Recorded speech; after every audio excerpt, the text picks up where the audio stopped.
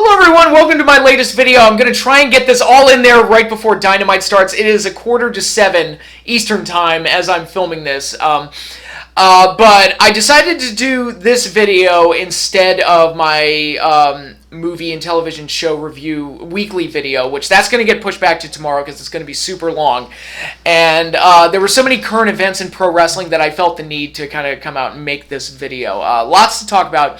Mainly WWE. I did want to talk about WWE, but before I get into any of that, I want to pay my respects to Road Warrior Animal, who tragically passed away this morning. I don't know all the details, and I don't know what the cause of death was, but I do know he was only 60 years old, and that's not old. And unfortunately, in pro wrestling, we've kind of gotten used to losing our heroes way too soon, and somebody was actually pointing out to me today that the Survivor Series team for the Ultimate Warriors team in 1990, Ultimate Warrior, Kerry Von Erich, and Hawk and Animal, all four of those guys are gone now. And it's like, man, it's a tough pill to swallow. And very sad. And we had lost Hawk years ago, which Hawk had his demons that were fairly well publicized. So it was sad and tragic, but it wasn't a shock. This one is shocking because I didn't know that Animal was in any kind of poor health or anything. And again, I don't know all the details about what happened, but regardless, it is very tragic, especially since the Road Warriors meant so much to the professional wrestling business as I would say the greatest tag team act in the history of the business, as far as like proving that you can be a main event caliber act in a tag team. The Road Warriors did that better than anybody. And I think watching them and Demolition at a young age kind of fostered my love of those big, badass bruiser tag teams that beat the crap out of people. I've talked about it in AEW. The Butcher and the Blade are one of my favorite teams right now because they just beat the crap out of people, and I love it. And I always mark out for bruiser tag teams. And in my Nitro retrospectives, I talked about, it's like, man, we had Harlem Heat, we had Wrath and Mortis and the Faces of Fear and the Outsiders, and they were all just knocking the dog crap out of each other. The Steiner brothers, it was great. It was wonderful. I loved it. And I don't know. I've always liked bruiser tag teams that beat the crap out of people, and the Road Warriors were like the best at that. That was their whole act. It was just doing that. Looking awesome and kicking ass. That's what the Road Warriors were all about, and they were a lot of fun to watch. And I just wanted to pay my respects and say thank you to Road Warrior Animal for all the great memories and all the cool things that you did in professional wrestling. The Road Warriors, the Legion of Doom, were an amazing, one-of-a-kind, once-in-a-lifetime act, and it will never be fully duplicated ever again. So just wanted to pay my respects because it was very sad news, and I was shocked when I read it because that was something I was not expecting. So moving right along to other current events, specifically the wrestling shows that I've been watching, I decided to watch Raw this week, probably against my better judgment, I don't know, but the reaction to it was so strong in its negativity online that I just was like, well, I gotta watch it. I have to. The reaction is too hysterical for me not to watch it, so I did. And there are a couple takeaways from the show. I could talk about the Seth Rollins-Rey Mysterio family thing, which A, was terrible, B, was cringy, and C, Mysterio's daughter can't act, and having her act in stretched out segments is a bad idea. I don't know what the end game there is, but whatever it was, that entire series of bits was not great, and it didn't come off well on TV. Especially, it didn't come off well to me watching it on Hulu on my laptop, but you know what I mean.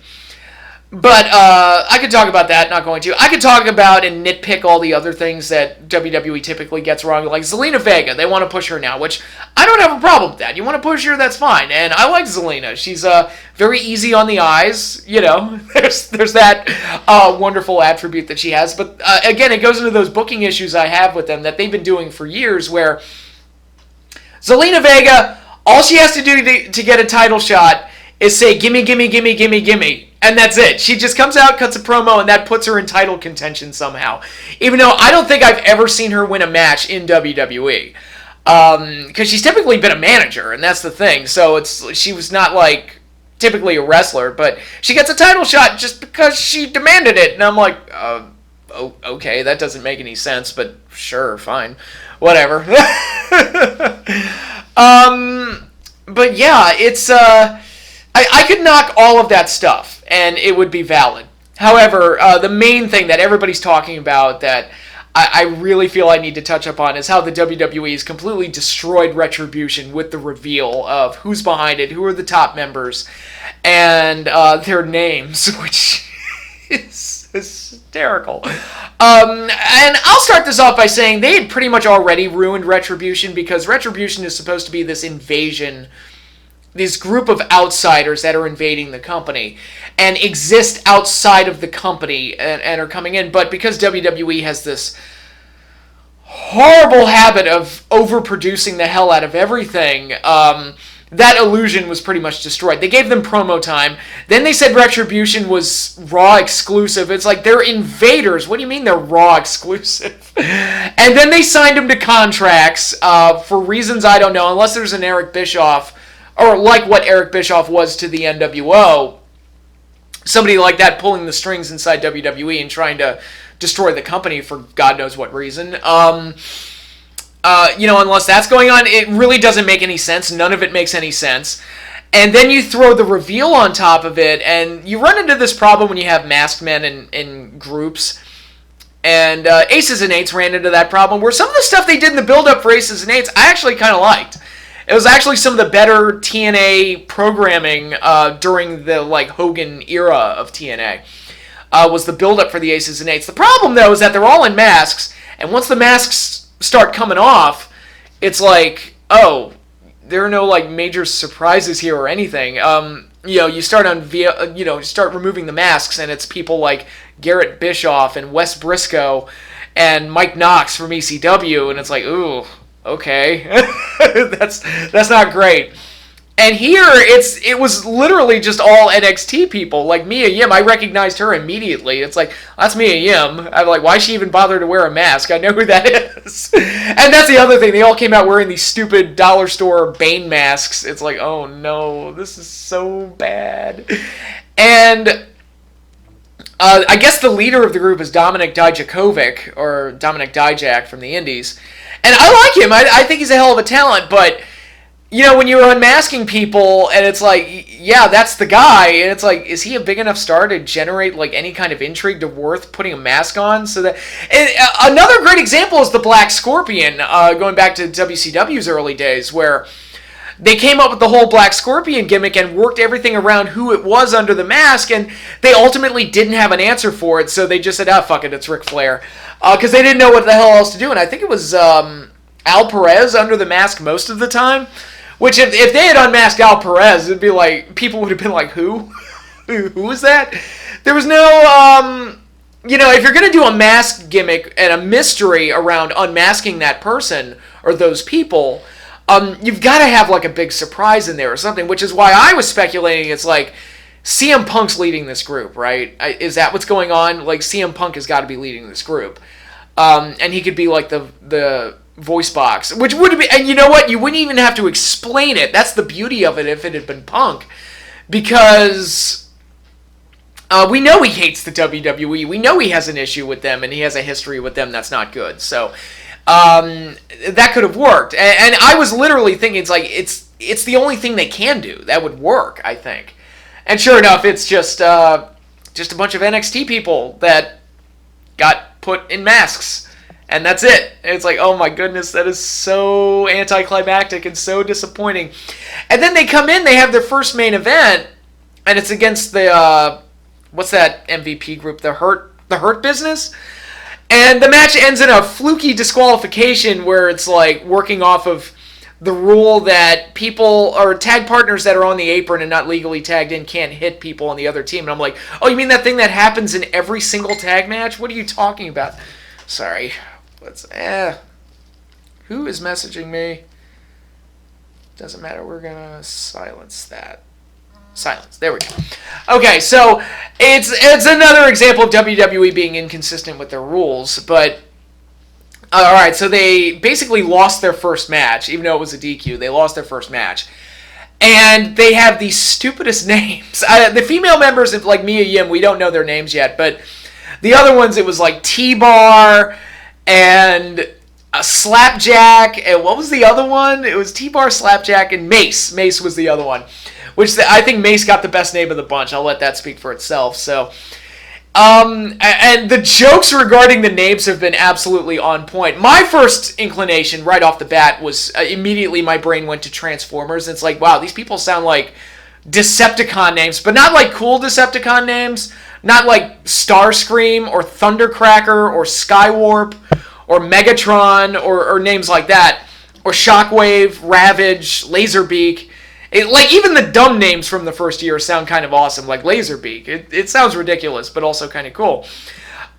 These sound like the end of G1 toy line, like the Action Masters, those type of names. I actually pulled up a list. I'm going to read off some of the names I'm talking about. So, in the last year of the G1 Transformers toy line, there were Decepticons named Axer, Bonsaitron, Gut Cruncher, Croc, Treadshot, and the year before there were characters named Grease Pit and Airwave and Flat Top. So my point is, like, Retribution sounds like it has late G1 style Decepticon names when they were absolutely running out of names for these characters before Hasbro got into the habit of just reusing a shit ton of names. But yeah, so the names are great, but the internet took it steps way further and made even better references. Like, I saw the dodgeball thing floating around. It's like, oh, these guys are perfect for the purple, what were they called? The Globo Gym Purple Cobras.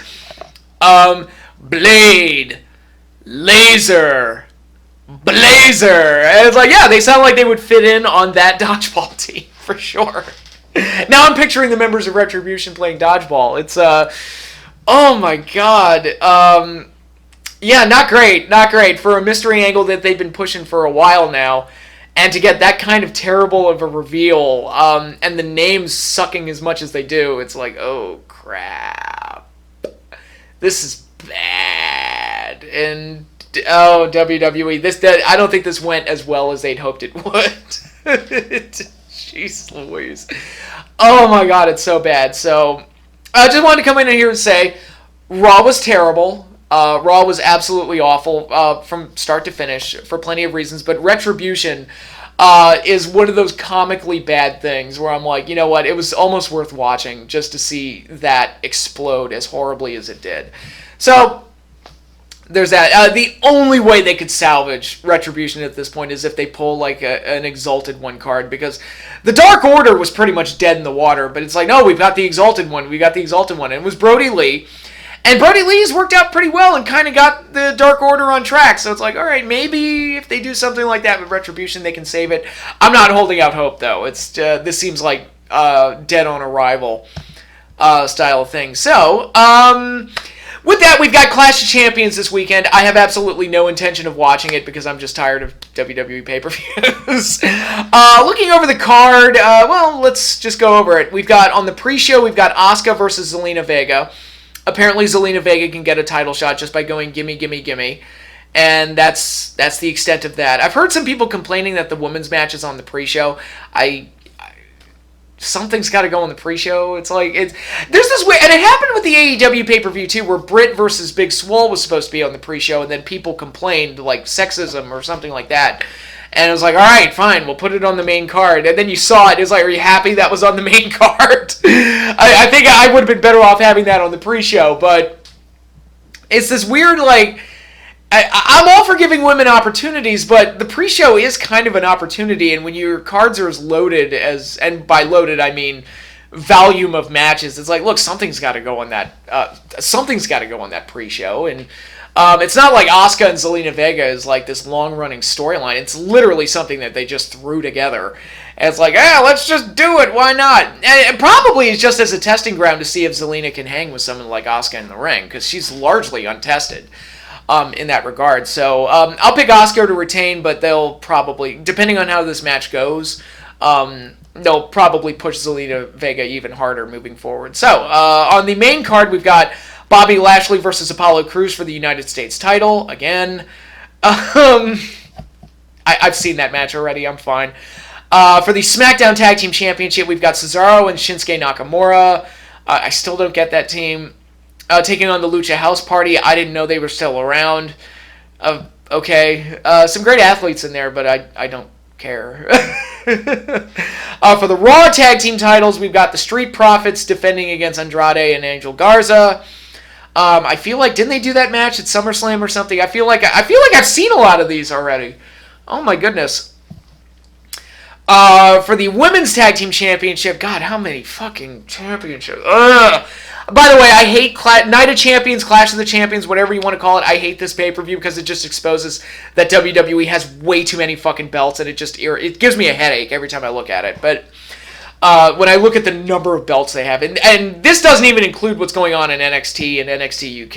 It's just, it's a mess. I feel like I'm watching late 80s Crockett or something with all the amount of titles. And even late 80s Crockett had less belts than this. But, alright, so for the women's tag titles, it's Nia Jax and Shayna Baszler versus the Riot Squad. I didn't even know Ruby Riot was still there. I think didn't she just, like, come back from injury or something like that? But, it is what it is. Then we have, for the women's title, Bayley versus Nikki Cross. Now, I've been reading people's reactions to the shows online, and I know that some people have complained that Bayley and Nikki Cross have wrestled each other like 9,000 times. I have not seen any of those matches. I'm not doubting the people that are saying it. If it's a complaint, I'm sure it's true. And again, it's weird to do the same match over and over and over and over again. I don't know if it's as bad as like Hart Dynasty and Crime Time was back in 2009, where they literally did that match on every single show for weeks and months, and every time I saw them come up, I just wanted to throw something at the TV. So I don't know if it's gotten to that level of bad yet, but it's like, yeah, whatever. Bayley's going to win because you got to do Bayley and Sasha down the road, possibly at Evolution 2, which I think is official. Last I heard it was. Then we've got probably the weirdest Universal title match I've ever heard. Roman Reigns versus Jey Uso. Which, that's an interesting one. I'll just let that speak for itself. Nothing against Jey Uso, but again, it's like, what has he done to earn a title shot? But maybe, is that the angle that they're doing, where Roman is just picking his own contenders? I don't know. I literally don't know what they've been doing with Roman as heel. I like Roman Reigns as a heel. I like the idea. I just haven't been watching. Then I don't see it here on the card, but there was supposed to be Drew McIntyre versus Randy Orton in an ambulance match, but I don't see it here on the card. So what is going on here? Did I miss that? Did that get pulled?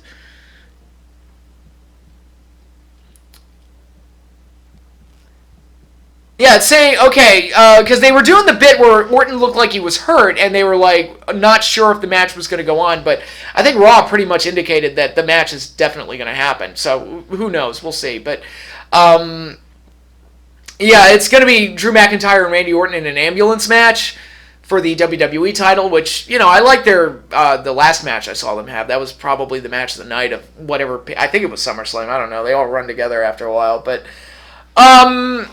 yeah, we'll see how it goes. It's one of those. I'm not going to watch the pay-per-view, so I guess it doesn't matter. But the sexiest match on the card is the Triple Threat Ladder match for the Intercontinental title.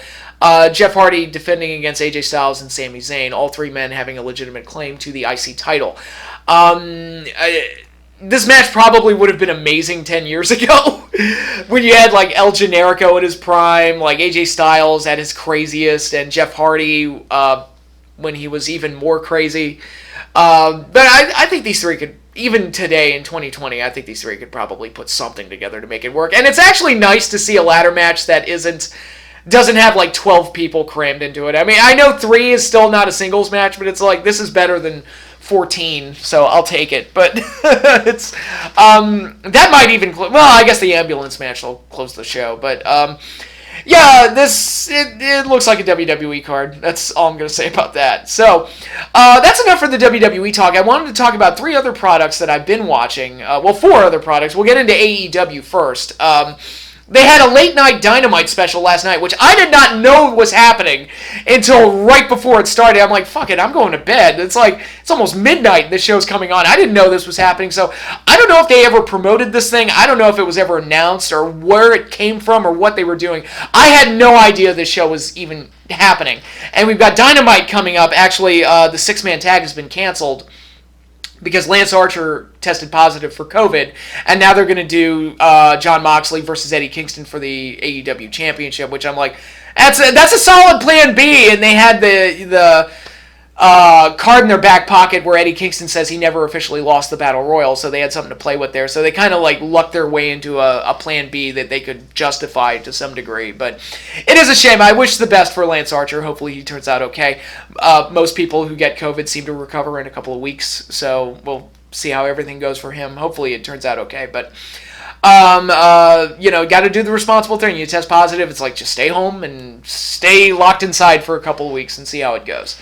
So we'll see how all of that goes. But the late night Dynamite special, I watched it this morning, and it was basically AEW Dark on TV. That's basically what it was. Where it was not straight up squash matches necessarily, but a bunch of matches that look like they're just kind of like letting guys kind of show off a little bit and see what they can do. Like Ben Carter had a match with Scorpio Sky where they both came out looking good, and they seem to be teasing a Scorpio Sky and Shawn Spears feud, which is not like gonna set the world on fire, but it could be something solid for the mid card. So it felt like AEW Dark on TV, which may have been a trial run for a second show that AEW might do. I don't know. I hope to God if they do a second show on TV, I hope to God it's closer to something like Sunday Night Heat, where Sunday Night Heat in 1998 was just something that was like a preview for Monday Night Raw the next day, and it actually kind of worked. But if you do it in the vein of like Thunder or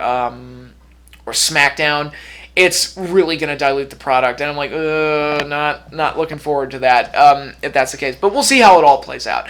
The only match on the late night Dynamite special that had any kind of storyline intrigue or stakes was Anna Jay versus Brandy Rhodes, where Anna Jay got the win, which kind of surprised me. I was like, oh, cool, they gave Anna Jay the win. I'm not saying it was the best match in the world or anything, because, it's Brandy, but it was still kind of cool to see Anna Jay, who they seem to like her, and they seem to think that they've got something in her, and she looks great, and she's probably still a little green if I had to guess, but which is why she hasn't had too much in-ring action or too much in-ring time. But she looks great and fits in well, so hopefully this means that they can kind of make a star out of her moving forward. So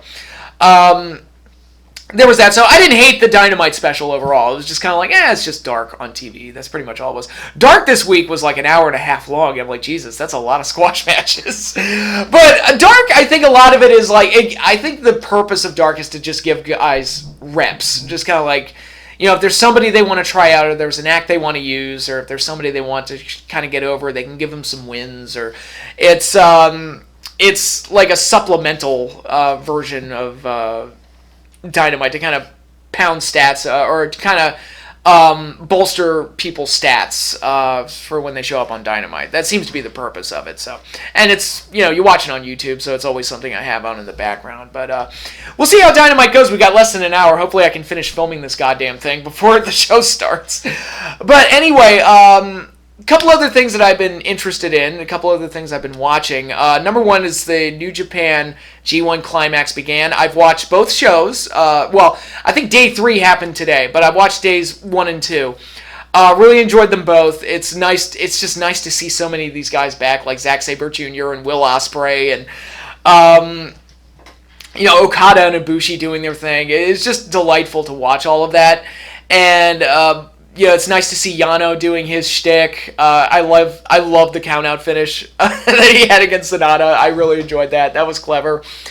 And my favorite match so far has been Minoru Suzuki versus Tomohiro Ishii, which was basically just two thugs knocking the dog crap out of each other, and I loved it. It was great. Such a great match to watch. So it's, New Japan, it's cool to have the G1 Climax going, and it's going to be ongoing for the next few weeks. So I'm looking forward to it. And it's nice to see wrestling events with a crowd. it's really nice to see. Japan seems to have their act together. I don't know what to tell you, but it's really, really good. And I'm really, really enjoying it. But moving right along from there, another tournament I've been watching has been the ROH Pure Title Tournament, which I've seen the first 2 episodes. I've seen, Jay Lethal, David Finlay, and I believe it was, who advanced? I think it was Jonathan Gresham and Matt Sydal. So those are the first 4 that have advanced, and we've got a few more opening round matches to go before things really start cooking. And I talked about it before. I like having the Pure title back. I like that ROH is doing a tournament. And watching these 2 shows, I like the overall production of it. The video packages were really well done and higher quality than what ROH typically does. And the overall format of the show was really good, with a friggin' clock at the bottom of the screen and a little graphic to show how many rope breaks both guys have, keeping in line with the Pure title rules. And I'm like, okay, I like the way it looks. I like the way it's being presented. And maybe this is what Ring of Honor needed, just something that was a down to earth, basic, back to square one type of deal, where it's like, all right, let's just go back to basics and let's just do a Pure title tournament and we'll just kind of reintroduce ourselves that way. And I think it's a good starting point for them. Unfortunately, the biggest problem with the shows, there's no crowd at all. And say what you will about the Thunderdome, say what you will about what AEW has done with the Jacksonville venue that they use, and letting a few people in. It's better to have some kind of reaction to what's going on. Because, during COVID, we've learned that crowds are absolutely essential to pro wrestling. It's probably the most underrated part of any pro wrestling show is the crowd. And it can make or break a show. And it's exceedingly difficult to put on a wrestling event without a crowd. So, as silly as the Thunderdome looks, and maybe even feels, it's at least an attempt to get some kind of fan interaction on the show. And so, which is why I kind of gave it a pass. And I was like, all right, props for thinking, props for trying. I give you that. But to go out there, and Impact is doing this as well, where they have no crowd at all. So it's just, they're still in like empty gym phase, or empty venue phase, or whatever you want to call it. And it looks eerie, and it sounds wrong. Not a huge fan of it. And it's really the only thing holding back the ROH shows right now, because everything else they've done is really good. I have not watched any Impact, not since their last pay-per-view, so I can't really speak to what's going on there. I know that Eric Young versus Rich Swann is going to be the Bound for Glory main event, and I'm like, how did that become the Bound for Glory main event? What did I miss? I must have missed something, but